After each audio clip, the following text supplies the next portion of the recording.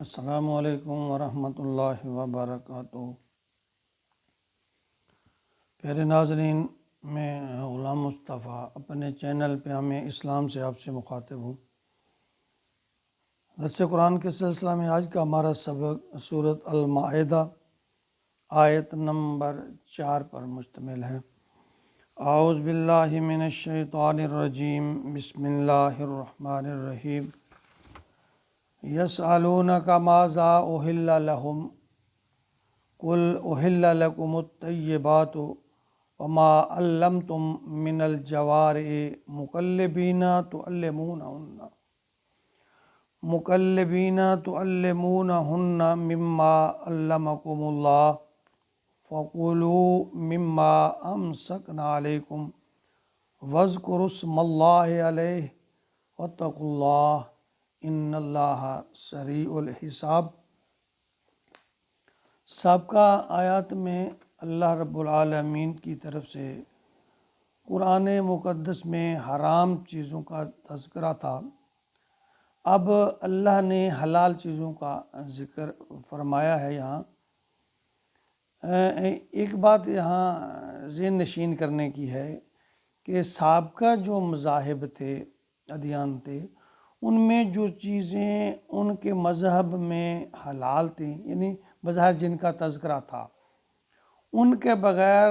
ان کے علاوہ یعنی باقی سب چیزیں ان پر حرام تھیں۔ لیکن مذہب اسلام میں اصول اس کی بالکل الٹ ہے کہ چند چیزیں جو کہ حرام ہیں اللہ تعالیٰ نے ان کا ذکر فرمایا، اور اس کے علاوہ باقی جو تمام چیزیں ہیں وہ سب حلال ہیں۔ یعنی شریعت میں جو چیزیں حرام نہیں ہیں، یوں کہہ لیں، جن کے حرام ہونے کا تذکرہ نہیں ہے، انہیں کھانا جائز ہے۔ فرمایا یسألونک ماذا احل لہم، اے نبی، اے میرے محبوب صلی اللہ علیہ وسلم، یہ سوال کرتے ہیں آپ سے، پوچھتے ہیں کہ کیا حلال ہے۔ قل احل لکم الطیبات، سب سے پہلے نمبر پہ جو اللہ تعالیٰ فرما رہے ہیں کہ انہیں بتا دیجئے پاکیزہ چیزیں جو پاکیزہ ہیں وہ سب حلال کر دی گئی ہیں۔ وما علمتم من الجوارح، اور یہ جو تم نے سدائے ہوئے شکاری جانور، مکلبین، جو جنہیں تم نے سدھایا ہے، سمجھایا ہے، تعلمونہن،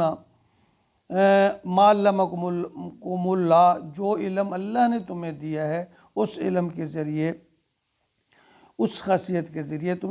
تم نے انہیں سدھایا ہے، انہیں سمجھایا ہے، انہیں سکھایا ہے۔ فَكُلُوا مِمَّا أَمْسَكْنَا عَلَيْكُمْ، تو تم ان کے شکار کھا لو، فَكُلُوا کھا لو، مِمَّا أَمْسَكْنَا عَلَيْكُمْ،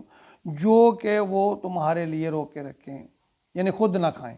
وَاذْكُرُوا اسْمَ اللَّهِ عَلَيْهِ، اور اس پر اللہ کا نام لے لو۔ وَاتَّقُوا اللَّهَ، اللہ سے ڈرو، ان اللہ سریع الحساب،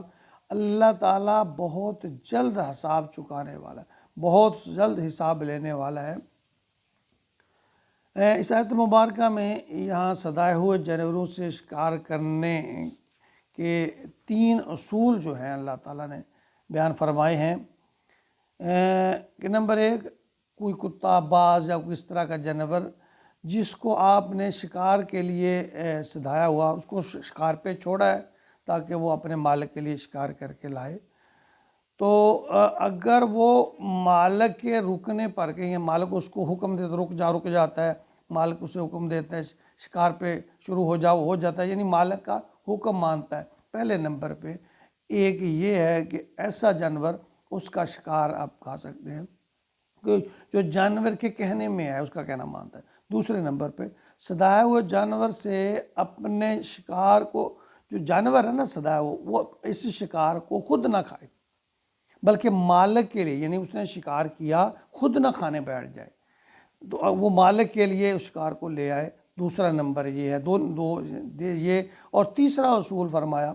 کہ جو جانور ہے، وہ جو کتا ہے، باز ہے، یا اس طرح کا کوئی جانور ہے، جب اس کو چھوڑے تو اس پر تکبیر پڑھ لے، بسم اللہ، اللہ اکبر۔ تو ایسی صورت میں اگر شکار مر بھی جائے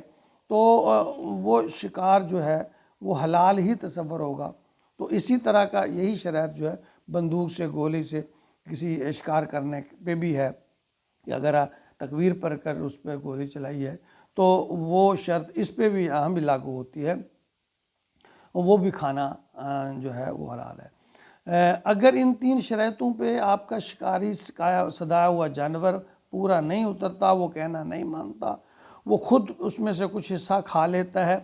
یا آپ نے تکبیر نہیں پڑھی وہ جانور مر گیا، تو یہ آپ کے لیے حرام ہے۔ حدیث بخاری کی حدیث ہیں 5487، 5484 اور 5475۔ ان کا جو خلاصہ ہے نا، اسے عدی بن حاتم روایت کرتے ہیں، میں ان کا خلاصہ آپ کے سامنے بیان کر رہا ہوں کہ فرمایا رسول اللہ صلی اللہ علیہ وسلم نے، جب تم اللہ کا نام لے کر کوئی کتا کوئی جانور چھوڑو، وہ شکار کر کے تیرے پاس لے آئے تو اسے کھا لو، اگر کتا اس میں سے تھوڑا بہت کھا لے تو پھر نہ کھاؤ، یعنی اگر کتا کھا لے تو پھر نہ کھاؤ، کیونکہ اس نے وہ اپنے لیے شکار کیا ہے۔ اگر تیر سے شکار کرو یا اپنے شکار کو 1 یا 2 دن بعد پاؤ، یعنی آپ نے تیر مارا جانور کے، وہ جانور گر گیا، آپ کو نہیں ملا، 1 یا 2 دن کے بعد وہ جانور مل گیا،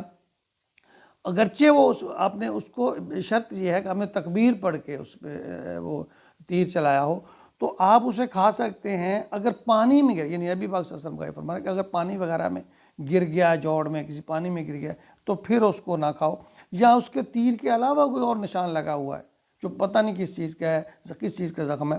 تو پھر نہ کھاؤ۔ تو صحیح مسلم میں بھی ہے کہ جب تم اپنے سدائے ہوئے جانور جو کتا یا اور چیز ہے اس پر اللہ کا نام لے کر چھوڑو تو اس کا کیا ہوا شکار جو ہے وہ کھا لو،